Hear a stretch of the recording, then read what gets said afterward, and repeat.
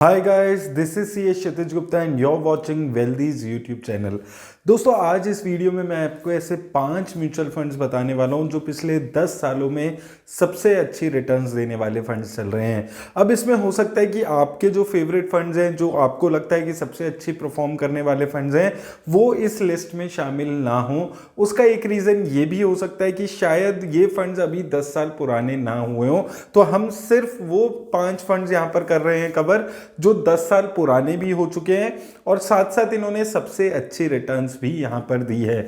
तो सबसे अच्छी रिटर्न्स देने वाले जो 5वां फंड है वो है आदित्य बिरला का सन life technology fund.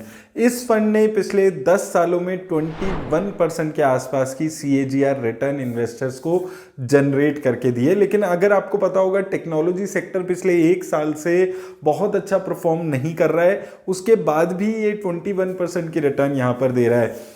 Asset under management बहुत ज़्यादा नहीं है, हालांकि जो एक्सपेंस रेशो है वो स्लाइटली सी ज़्यादा इस फंड की यहाँ पर रहती है।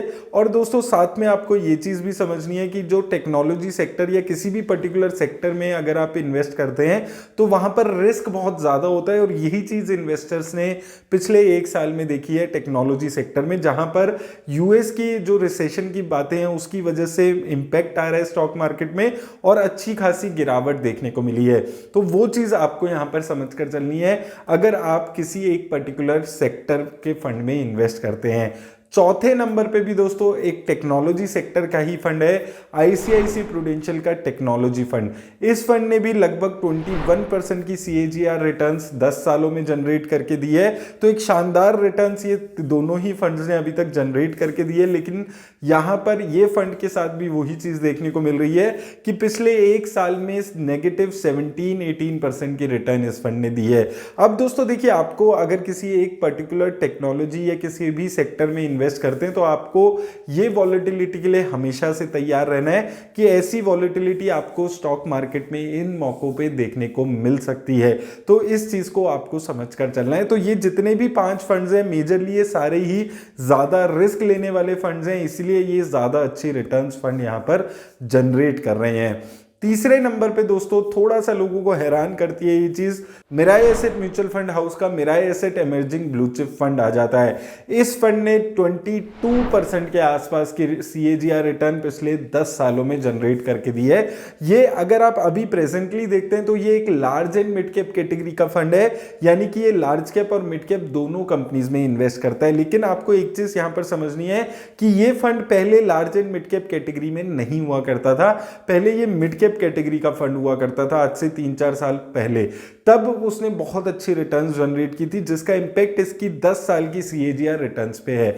हालांकि ये फंड पिछले 1 से 3 साल की जो परफॉर्मेंस है वो बहुत अच्छी नहीं रही है। 1 साल में अगर आप देखेंगे तो सिर्फ 1% के आसपास की ही रिटर्न्स इस फंड ने दी है और 3 सालों में भी बहुत अच्छी रिटर्न्स इस फंड की नहीं रही है। तो उस चीज को भी आपको यहां पर समझना है। और उसके बाद अगर हम देखते हैं तो बहुत ज्यादा इन्वेस्टमेंट का स्कोप भी यहां पर नहीं है, लमसम इन्वेस्टमेंट इस फंड में बंद है। और अगर आप SIP भी कराना चाहते हैं तो सिर्फ 2500 रुपीज की ही SIP ये फंड एक्सेप्ट करता है। तो वो चीजों की वजह से अब ये फंड लगभग इन्वेस्टर्स के रडार से बाहर हो चुका है। कोई भी इन्वेस्टर इस फंड में अभी इस वक्त प्रेजेंटली ज्यादा नई SIP कराने के बारे में नहीं सोचता है। तो ये एक फंड है जो तीसरा सबसे अच्छी रिटर्न्स देने वाला फंड पिछले 10 सालों में चल रहा है। वहीं दोस्तों दूसरे नंबर पे स्मॉल कैप कैटेगरी का फंड आ जाता है, बल्कि दूसरे और पहले दोनों ही नंबर पे स्मॉल कैप कैटेगरी के फंड्स आते हैं। दूसरे नंबर पे आता है निपन इंडिया का स्मॉल कैप फंड। इस फंड ने लगभग 24% की CAGR रिटर्न पिछले 10 सालों में जनरेट करके दी है।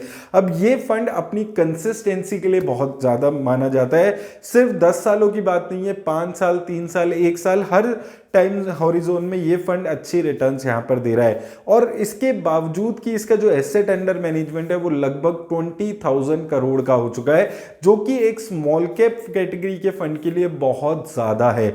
लेकिन उसके बाद भी ये जो पुरानी वो हमारी हमेशा से चलती आई है कि एसेट अंडर मैनेजमेंट ज्यादा होने पे फंड परफॉर्म नहीं कर पाता है, उसके बाद भी ये फंड कंसिस्टेंटली एक अच्छी परफॉर्मेंस इन्वेस्टर्स को जनरेट करके दे रहा है और ये एक काफ़ी अच्छी खासियत इस फंड की रही है।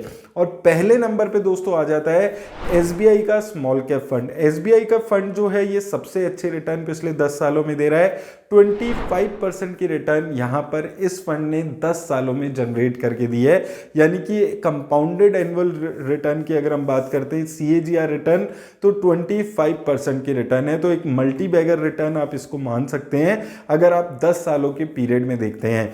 ये फंड भी एक अच्छा खासा एसेट अंडर मैनेजमेंट यहाँ पर होने के बाद भी कंसिस्टेंटली अच्छा परफॉर्म करते हुए यहाँ पर आ रहा है। यहाँ पर भी कंसिस्टेंसी देखने को मिलती है, चाहे आप 1 साल में देखें, 3 साल, 5 साल, इन टाइम हॉरिजॉन में भी ये फंड कंसिस्टेंटली अपने जो बेंचमार्क इंडेक्स है उसको बीट करते हुए यहाँ पर अच्छी रिटर्न्स दे रहा है। लेकिन दोस्तों यहाँ पर आपको एक चीज समझनी है, ये पांचों ही फंड्स में जो रिस्क है वो वेरी हाई रिस्क कैटेगरी के ये सारे फंड्स हैं, इसलिए यहाँ पर परफॉर्मेंस भी अच्छी आई है। इसलिए हम हमेशा बात करते हैं कि ज्यादा रिस्क लेंगे तो ही ज्यादा रिटर्न्स के चांसेस होते हैं। लेकिन आपको ये भी समझना है कि इन्हीं कैटेगरीज के कुछ ऐसे भी फंड्स होंगे जिन्होंने 10 सालों में बिल्कुल भी रिटर्न्स नहीं दी होगी, तो वो चीज को भी आपको अपने माइंड में रखना है अगर आप इनमें से किसी भी फंड में इन्वेस्ट करने के बारे में सोचते हैं।